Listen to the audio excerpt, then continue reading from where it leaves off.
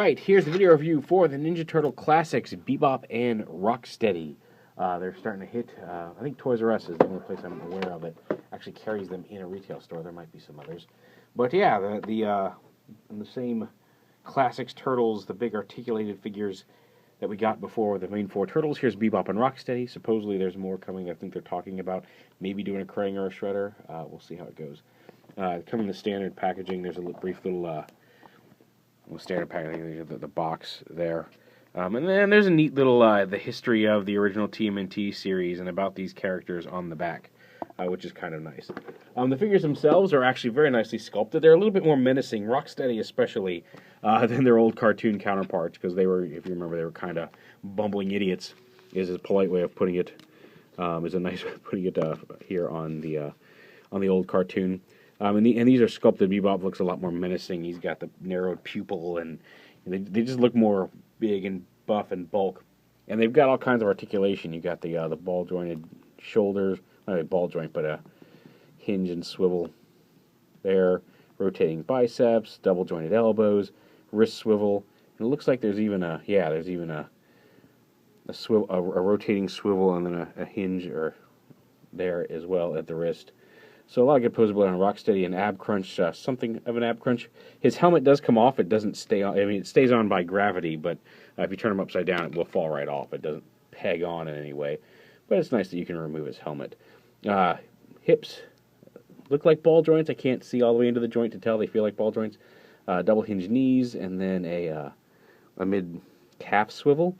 One of the things to notice to point out on ROCKSTEADY is that in package, these come reversed, not from leg to leg, but they're swapped around so that they're actually, like, if you took them off and turned the whole calf around and reattach them right here at this pin, they're on backwards. You have to heat them up and kind of pry them off the pin and swap this part around. You can pop the foot off if you want, but since the foot swivels around, basically it would be like if the foot came like this, but then attached at the knee around backwards.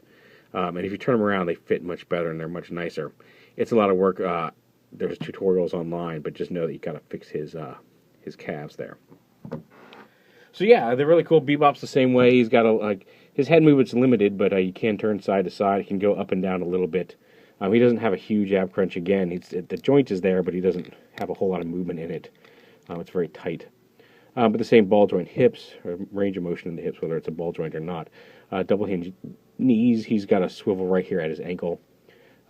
Bicep swivel, the same type of big ball shoulders there with the double joints. And then the same wrist articulation.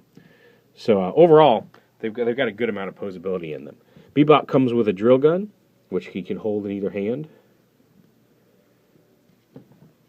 And ROCKSTEADY comes with this kind of machine gun here, which again he can hold in either hand, as well as a big machete, which, like the other two, say it with me class, can be held in either hand.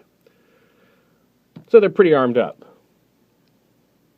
They also come with their sewer cover lids, which are the same as the ones that came with the original Classics Turtles, except BEBOP and ROCKSTEADY on them. Except you can see the original Classics Turtles had kind of a paint wash effect, worn effect on them, whereas these are just the plain gray plastic with the name stamped on it.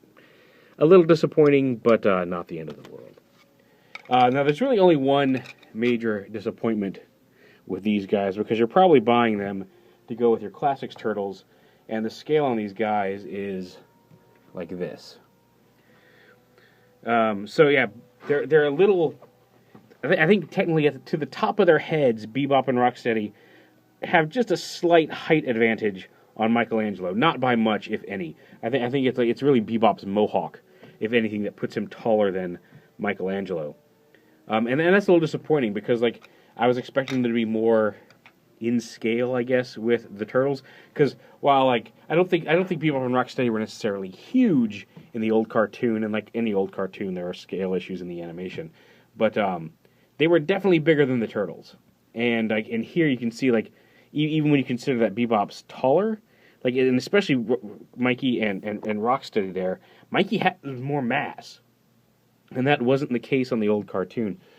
So when they're making a line of these, Classics, really nice articulated action figures for collectors, for the old Ninja Turtles line, it's kind of a shame that they ended up being so short in comparison to the Turtles themselves. I think they're all great figures.